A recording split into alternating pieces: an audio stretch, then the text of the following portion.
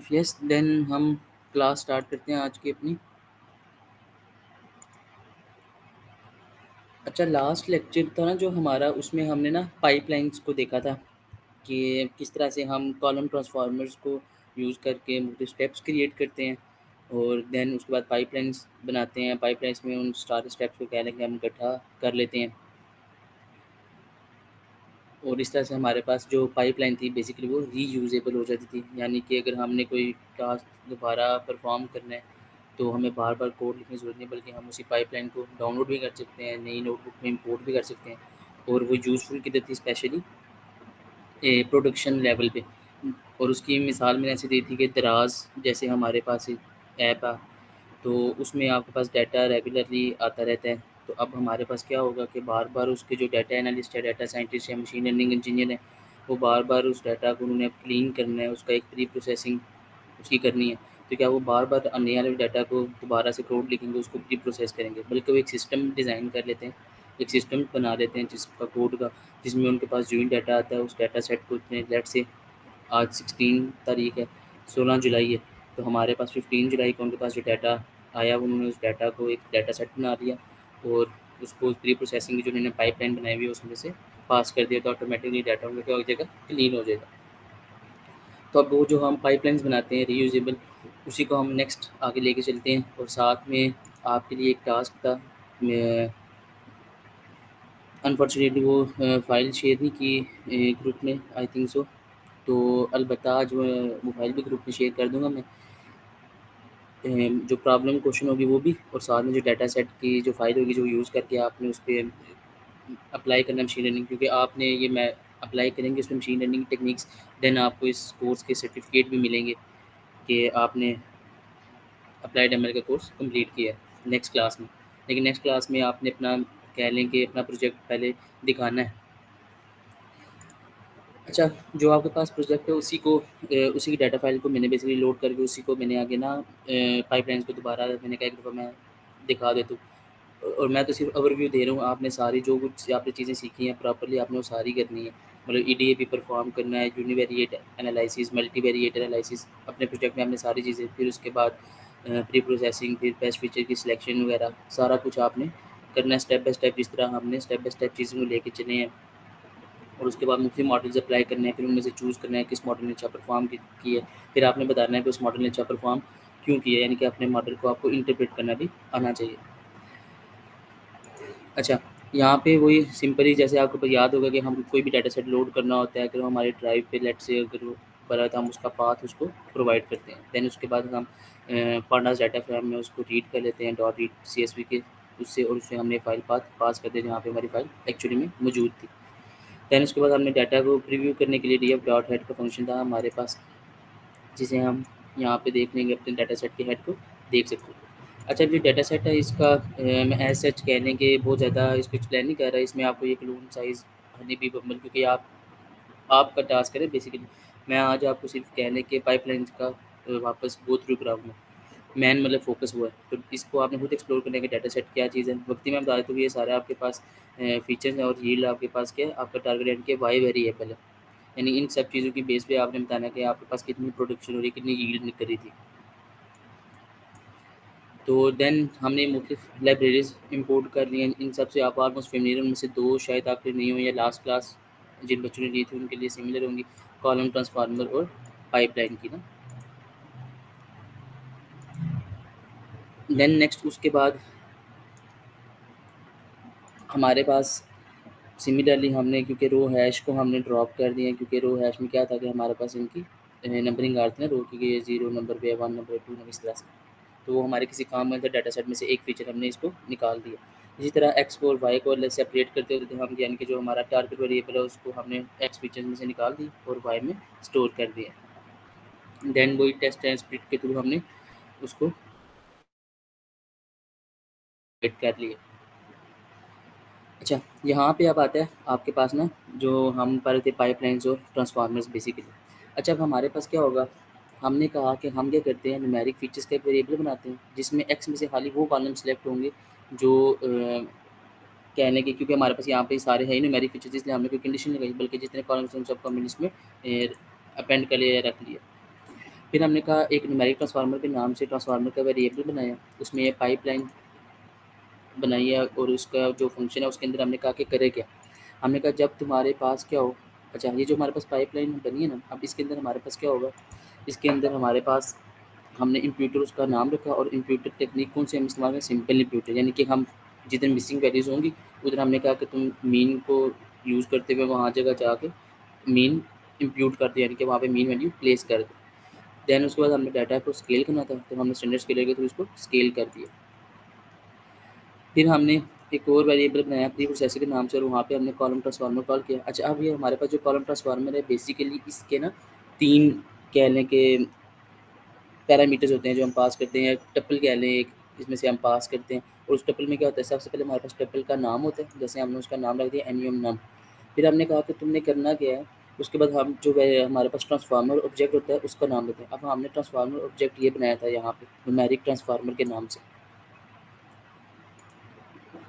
तो हमारे पास क्या हुआ था कि हमने क्या किया, न्यूमेरिक ट्रांसफार्मर के नाम से जो ऑब्जेक्ट बनाया उसको हमने कॉल किया। थर्ड नंबर पे हमारे पास जो चीज़ आती है होती है न्यूमेरिक फीचर्स, यानी कि सॉरी मतलब यहाँ पे हम जो चीज़ रखते हैं वो हम बेसिकली उस कॉलम को रख देते हैं जिस पे हमने ये ट्रांसफॉर्मेशन अप्लाई करनी है। मैं इसको दोबारा समझाता हूँ, जैसे अभी हमारे पास जो कॉलम थे वो किस पे उनको हमने किधर सेव किया था, इस न्यूमेरिक फीचर्स के वेरिएबल में, इसलिए हमारे केस में हमने इधर क्या पास कर दिया, न्यूमेरिक फीचर्स। लेट्स से अगर आपने जो कॉलम्स सेलेक्ट किए हैं उस उसमें कह लें कि आप उसका कोई और नाम रखते हैं तो आपने देन वो वेरिएबल यहाँ पे पास करना होता है। यानी कि हमारे पास कॉलम ट्रांसफॉर्मेशन जब हम अप्लाई करते हैं उसमें 3 चीज़ें होती हैं। एक तो हमारे पास जो टपल होएगा उसका नाम होगा, दूसरे नंबर पे हमारा जो ट्रांसफार्मर ऑब्जेक्ट है वो होता है। अब ट्रांसफार्मर ऑब्जेक्ट में हमारे पास ना उसके पास डिटेल होती है कि उसने करना क्या है, यानी कि ट्रांसफार्मर का में डिटेल आएगी, वो जब ट्रांसफार्मर में जाएगा देखेगा अच्छा मैंने इम्प्यूटर टेक्निक अप्लाई करनी है और स्टैंडर्ड स्केलर टेक्निक अप्लाई करनी है। किस पे अप्लाई करनी है अब उसको ये नहीं पता, फिर वो आगे जब देखेगा तो उसके पास क्या आएगी, उस कॉलम की लिस्ट होगी जिस पे उसने चीज़ अप्लाई करनी है। तो वो हमारे पास क्या था, न्यूमेरिक फीचर्स, और न्यूमेरिक फीचर्स में हमने कहा था कि सारे कॉलम रख दो क्योंकि हमारे पास डाटा सेट में सारे जो फीचर्स थे वो क्या थे, न्यूमेरिकल्स थे। तो इस तरह हमारे पास हमने क्या किया, एक कहने के कॉलम ट्रांसफार्मर क्रिएट कर लिया। अच्छा अब इसको क्रिएट करने का मकसद क्या है, और हम सिंपली भी तो मतलब पूरे डाटा सेट पे कह लें कि इम्प्यूट की टेक्निक लगा सकते हैं, या जिस तरह हम सिंबल स्टैंडर्डाइज करते हैं वो आपको पता चलेगा थोड़ी देर में जब हम इसकी ना फुली पाइपलाइन जनरेट करेंगे, क्योंकि हम पाइपलाइन को ना कह लें कि रीयूज़ कर सकते हैं और बार बार हमें ये सारा जो कोड हमने ये सारा लिखा है ना, ये हमें बार बार लिखने की जरूरत नहीं पड़ेगी। अगर हमारे पास नेक्स्ट कोई न्यू डाटा भी आ रहा तो वो ऑटोमेटिकली क्या हो जाएगा, इम्प्यूट भी हो जाएगी उसमें चीज़, और उसके बाद स्टैंडर्डाइज भी हो जाएगा। तो ये पॉइंट आपको क्लियर है कि किस तरह कॉलम ट्रांसफार्मर बनते हैं।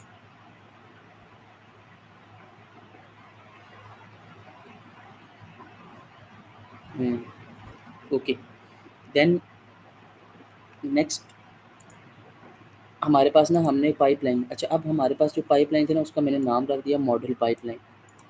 अब मॉडल पाइपलाइन में हम क्या करते हैं, जब पाइपलाइन आता है तो उसमें हम ना जो जितने स्टेप्स हमने उसको कहने के देने होते हैं ना उन सब को कहने के हम इसको ना पास थ्रू कराते हैं। जैसे हमारे पास जो पहला स्टेप हमने फिर से पास कराते हैं, हम कहते हैं डाटा की ना, जब भी डाटा इस पाइपलाइन के पास आए तो उसकी प्री प्रोसेसिंग। अब देखिए हमने जो प्री प्रोसेसिंग करनी थी, क्योंकि हमारे केस में प्री प्रोसेसिंग में दो चीज़ें हो रही हैं, एक हम इम्प्यूटिंग कर रहे हैं और दूसरी स्टैंडर्डाइज कर रहे हैं। अगर हमारे पास इधर कैटेगरिकल डाटा होता तो हम उसको इनकोड करते तो वो भी हमारे प्री प्रोसेसिंग में शामिल हो जाता। तो अब हमारे पास क्या होगा, हमने क्या किया, एक तो हम उसका भी नाम रख देते हैं और साथ में उस वेरिएबल को कॉल कर देते हैं। जैसे प्री प्रोसेसर था तो हमने प्री प्रोसेसर को देखे कॉल किया। अब जब प्री प्रोसेसर को हमने कॉल किया तो अब आगे उसके पास ये सारा फंक्शन उसी तरह काम करेगा। ये हमारे पास पाइपलाइन का क्या हो गया, पहला step pre processor. Second step में हमने पाइपलाइन का क्या रखा, फीचर सिलेक्शन, हमने उसका नाम रखा फीचर सिलेक्शन। और अब फीचर सिलेक्शन कर रहे किसके थ्रू है, सिलेक्ट के बेस्ट मेथड के थ्रू। आपको याद होगा कि सिलेक्ट के बेस्ट मेथड में वो मतलब कह लें कि फीचर्स को इवेलुएट करता था इस- और उसके बाद देन वो फीचर्स को सिलेक्ट कर लेता था। तो ये खैर हम इसमें इन डेप्थ में जा रहे हैं क्योंकि ये चीज़ हम पहले कर चुके हैं। देन उसके बाद हमने कहा कि क्योंकि ये टास्क रिग्रेशन का था, यील्ड जो एक कंटीन्यूअस वेरिएबल था, क्योंकि ये कैटेगरीज तो नहीं थी ना, तो या क्लासिफिकेशन का टास्क नहीं था, इसलिए हमने इसका नाम क्या रखा, रिग्रेसर। और इस पे हमने जो मॉडल यूज़ किया वो रैंडम फॉरेस्ट रिग्रेसर इस्तेमाल कर लिया। हम कोई भी मॉडल यूज़ कर सकते हैं, यहाँ पे मैंने रैंडम फॉरेस्ट रिग्रेसर को चूज़ कर लिया। कोई ख़ास वजह नहीं है, सिर्फ समझाने के लिए कहने, आप कोई भी मॉडल आप मुख्तलिफ मॉडल यूज़ करके उनकी कहने की एक्यूरेसी या सॉरी एक्यूरेसी कह रहा हूँ, उनके R2s के एरर या मीन्स के एरर चेक कर सकते हैं, क्योंकि रिग्रेशन के टास्क को हम मोस्टली उन मैट्रिक्स पे इवैल्यूएट करते हैं। अच्छा, अब ये देखिए हमारे पास जो ये पाइपलाइन बनी है, ये जो पाइपलाइन है ये हमारे पास रीयूजेबल है। हम इस मॉडल पाइपलाइन को क्या कर सकते हैं, स्टोर कर सकते हैं और नेक्स्ट हम इसको वापस रीलोड करेंगे। ऑटोमेटिकली जब हम इसको कॉल करेंगे तो हमारे पास क्या होगा, डाटा सारा पहले सबसे पहले प्री प्रोसेस होगा, देन उसमें से फीचर सिलेक्शन हो जाएंगी और उसके बाद उसमें हमारा मॉडल दोबारा ट्रेन भी हो जाएगा रैंडम फॉरेस्ट नए सिरे से, मतलब बिल्कुल न्यू जगह से, स्टार्ट से। अच्छा, इसके बाद हमारे पास क्या होगा, अगर हम अपनी जो पाइपलाइन थी इसको हमने देखा था कि हम इसको विजुअलाइज़ भी कर सकते हैं ना, कि हमारे पास जो पाइपलाइन है उसको हम देखिए कैसे, कि उसकी पाइपलाइन के अंदर चीज़ें हैं क्या-क्या है ना। तो हम क्या कर सकते हैं, हमारे पास ये आपने 9f कोड रन करनी होती है जिसमें हम सेट कॉन्फ़िग कॉल करते हैं और डिस्प्ले इक्वल टू डायग्राम को ट्रू करते हैं, मतलब पास करते हैं। तो देन जब हम मॉडल पाइपलाइन देखें, हमारी पाइपलाइन का नाम क्या था, मॉडल पाइपलाइन। तो डॉट नेम्ड स्टेप्स जब हम ये कॉल करते हैं तो हमारे पास देखें क्या करेगा, उसके अंदर जितने भी स्टेप्स होंगे उन स्टेप्स के नाम भी आएंगे और उनके अंदर जो जो चीज़ें परफॉर्म करनी है वो। अब ये देखिए हमारे पास हमने सबसे पहले प्री प्रोसेसिंग का स्टेप का नाम रखा था, दूसरे स्टेप का नाम हमने क्या रखा था, फीचर सिलेक्शन, और तीसरे का नाम क्या रखा था, रिग्रेसिव। तो देखिए प्री प्रोसेसिंग के अंदर, अच्छा अब ये जो नीचे वाले दो स्टेप्स थे ये तो सिंपल थे क्योंकि हमने इनको डायरेक्टली सिलेक्ट के बेस्ट मेथड इधर अप्लाई किया था और यहाँ पे रैंडम फॉरेस्ट रिग्रेसिव अप्लाई होता। लेकिन यहाँ पे अगर हम देखें जो प्री प्रोसेसिंग का स्टेप था बेसिकली वो तो ऊपर से आता है जहाँ पे कॉलम ट्रांसफॉर्मेशन हमने लगाई थी, और वो ट्रांसफॉर्मेशन हमने किस पे लगाई थी, पहला हमने कहा था कि उसके अंदर दो स्टेप, उसका जो टप्पल का नाम हमने रखा था नम, और देन याद होगा आपको कि हमने उससे कहा था 2 स्टेप्स करने ना तुमने, वो 2 स्टेप्स क्या थे? अब देखें, इसको डायरेक्टली तो इम्प्यूटर और स्केलर का नहीं था पता, ये दोनों तो किसके अंदर थे? अगर हम यहाँ से देखें तो हमने यहाँ पे इसको न्यूमेरिक ट्रांसफार्मर पास किया था और न्यूमेरिक ट्रांसफार्मर के अंदर बेसिकली सिंपल इम्प्यूटर और स्टैंडर्ड स्केलर थे, और यहाँ पे हमारे पास पाइपलाइन के अंदर भी इसने क्या शो किया, सिंपल इम्प्यूटर और स्टैंडर्ड स्केलर। और नेक्स्ट हमने कहा था जो तीसरी चीज़ हम इसमें से पास करते हैं वो कॉलम का नेम अप्लाई लिस्ट देते हैं उसको, तो हमने तो वहाँ पे सिंपल कॉलम की लिस्ट रखी थी ना न्यूमेरिक फीचर के नाम से। ये देखें, ये न्यूमेरिक फीचर के नाम से हम लिस्ट पास की थी जिसमें हमने कहा था कि सारे कॉलम्स को स्टोर करा लो।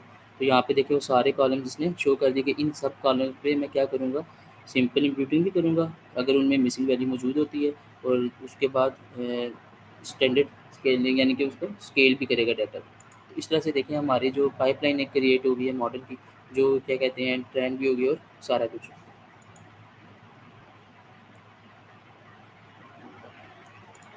देन उसके बाद हम क्या कर सकते हैं, हाइपर पैरामीटर ट्यूनिंग हमने देखी थी कि हम उसमें एक परमा ग्रिड बनाते थे जिसमें हम फीचर सिलेक्शन के लिए हमने कहा कि एक बार के एक वैल्यू 5 रख लो, एक बार 10 और एक बार सारे फीचर्स तुम चूज़ कर लो। इसी तरह रिग्रेशन हमने कहा था कि एन एस्टिमेटर्स हमने कहा था कि हमारे पास बेसिकली डिसेंट्रीज होंगे, तुम कितने डिसेंट्रीज इस्तेमाल करते हैं, जैसे हमने कहा कि फर्स्ट टाइम तुम 100 इस्तेमाल करो, सेकंड टाइम तुम 200 इस्तेमाल कर। इसी तरह जो हमने कहा था उसकी नेक्स्ट स्टेप है, एक बार तुम 5 रख लो, 10 रख लो, मतलब जो उसकी कहने के नोट्स वगैरह बननी है जैसे भी। तो ग्रिड सर्च सीवी को जब हम अप्लाई करते हैं तो यहाँ पे देखें, अब वैसे तो हम मोस्टली मॉडल अप्लाई करते हैं लेकिन हम यहाँ पे मॉडल देंगे, हमने क्या किया, अपनी पाइपलाइन प्रोवाइड की है। तो अब जब हमारे पास यहाँ पे भी ग्रिड सर्च सीवी अप्लाई होगी तो वो भी किस पे जाएगी, मॉडल पाइपलाइन में, और मॉडल पाइपलाइन में जब जाएगी तो देखें आगे फिर दोबारा सारा उसी तरह हमारे पास उसकी सबसे पहले प्री प्रोसेसिंग होगी, फिर कॉलम ट्रांसफार्मर के थ्रू कह लें वही सिंपल इंप्यूटिंग और स्केलिंग करेंगे डाटा की। तो ऐसा देखिए हमें बार बार कहने के उसको कहने के हम जो बार बार है वो यूज़ नहीं कर सकते ना, मतलब कोड हमें बार बार यूज़ कर रहे हैं, रीयूजेबल है कोड हमारे पास ना यहाँ पे, इसको हमें दोबारा बार बार लिखना नहीं पड़ रहा। तो प्रोडक्शन में जब हम ग्रेड में जाते हैं तो वहाँ पे ये बहुत ज़्यादा काम आता है। और आखिर पे वही हमने अपने मॉडल को कर दिया, ट्रेन कर दिया रैंडम फॉरेस्ट को। देन उसके बाद हमारे पास आता है कि हम क्या करें कि हमने जो मॉडल ट्रेन किए हैं उसमें से हम देखें कि कौन सा मॉडल बेस्ट था और किस टाइम बेस्ट था ना। यानी कि उस टाइम उसने 5 फीचर्स पे जब हमने सेलेक्ट किए हुए थे तब वो ठीक था, या 10 फीचर जब हमने सेलेक्ट किए थे तब वो ठीक था, या सारे फीचर जब हमने सेलेक्ट किए हुए तब वो सही था। तो इन इन सारी चीज़ों को कह लें कि हमने देखने के लिए हम ये करते हैं, बेस्ट मॉडल है हमारे पास। उसके बाद हमारे पास बेस्ट मॉडल हम देख लेते हैं। तो हमारे पास जब हमने ये चीज़ें चेक की हैं तो उसमें देखें हमारे पास उसमें क्या बताया है कि फ़ीचर सिलेक्शन जो है, यानी कि सारे फ़ीचर्स को हम जब सेलेक्ट करें तब मॉडल ने अच्छा परफॉर्मेंस दी है। और नेक्स्ट स्टेप जब हमने 10 रखी थी और एन एस्टिमेटेड की दाल कितनी होनी चाहिए, 200 होनी चाहिए। अच्छा, दूसरी चीज़ जो मैं आपको बता रहा था कि हम अपने मॉडल को सेव कर सकते हैं, तो ये हमारे पास पिकल की कहने की लाइब्रेरी आती है, उसके थ्रू हम मॉडल को सेव इस तरह जॉब लिब की भी एक है, उसके थ्रू भी हम सेव कर सकते हैं। तो हमने क्या किया, हमने अपने जो फाइनल मॉडल आया था, जो हमने बेस्ट मॉडल चूज़ किया, उस मॉडल को देख के हमने क्या किया, सेव कर लिया। तो उसका नाम हमने क्या रख दिया, final model pipeline dot pickle, ठीक है? और उसको हमने डॉट जब हम डंप कॉल करते हैं तो यहाँ पे जो बेस्ट मॉडल आया था ना, यहाँ से जो बेस्ट हमारे पास कहने हैं पैरामीटर्स जिस तरह ये चूज़ हुए हैं, इनको चूज़ करते हुए इसने अपने आप को कर लिया, हमारा बेस्ट मॉडल हमारे पास सेव हो गया। तो अगर हम ये देखें यहाँ पे, तो हमारे पास ये फ़ाइल क्रिएट हो जाएगी फाइनल मॉडल पाइपलाइन की। इसी तरह अगर हम उसको वापस लोड करना चाहते हैं और उसके ऊपर कोई प्रेडिक्शंस करना चाहते हैं, तो हमने वापस क्या किया, हमने फ़ाइल अपनी वापस लोड कर ली है, ठीक है? तो यहाँ पे अब आप देखें, हमारे पास जो है यहाँ पे हमने डब्ल्यू भी लिखा था और यहाँ पे आर बी का पैरामीटर पास किया। अच्छा, यहाँ तक चीज़ों की समझ आ रही?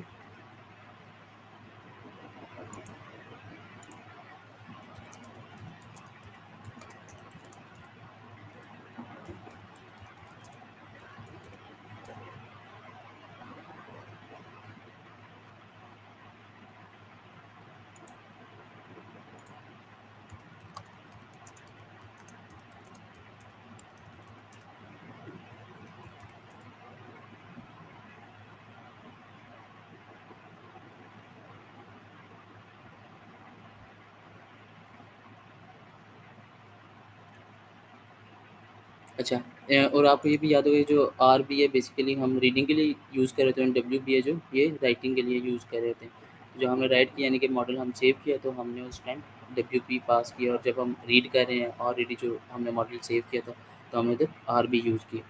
तो वापस इस तरह हमारे पास जो पाइपलाइन लोड है उसको हमने सेव करें लोडेड पाइपलाइन में। देन उसके बाद हमने क्या कि हम एक नया डाटा लेते हैं जिसमें हम प्रिडिक्शन करने की कोशिश करते हैं। तो उसके लिए मैंने क्या किया, मैंने सिर्फ जो कहने के पहली 5 हमारे पास जो रोज़ थी उनको सेलेक्ट किया, और उनके बेस पे मैंने प्रिडिक्शन कर दी। उसी आप देखो उसी पाइपलाइन जो अभी मैंने यहाँ पे लोड किया था, लोडेड पाइपलाइन में यहाँ हमने मॉडल लोड किया था। तो देखो उसी पे मैंने डॉट प्रिडिक्ट का फंक्शन लगा दिया एक्सटेंड पे, और उसकी बेस पे उसने प्रिडिक्शंस कर दी। ये हमारे पास क्या आ गई, प्रिडिक्शंस आ गई।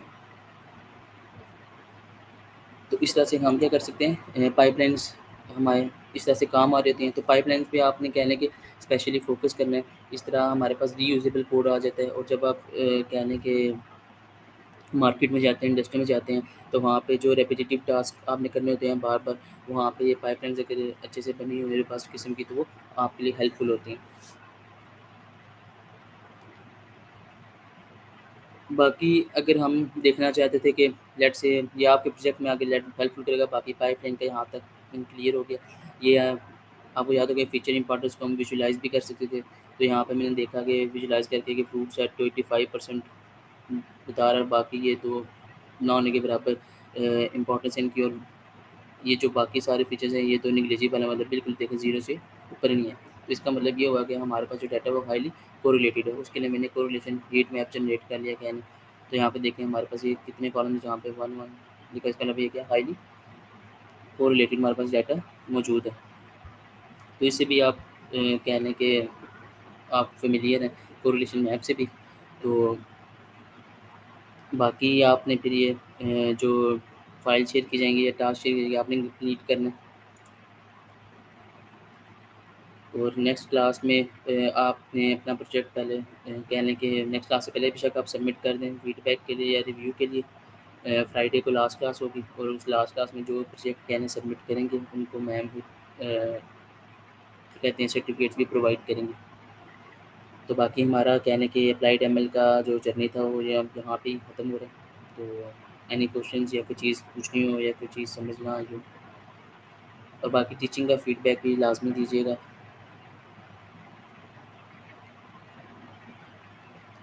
और नेक्स्ट इंशाल्लाह हम डीप लर्निंग की तरफ भी जा रहे हैं।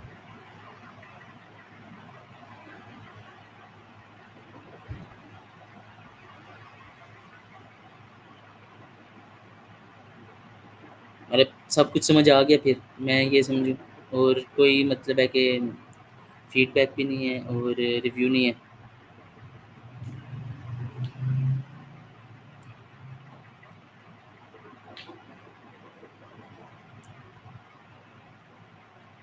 सही हो गया देन फिर हम अपनी टास्क में शेयर कर देता हूँ और अपनी क्लास क्या है ना कि हम यहीं पे एंड करते हैं।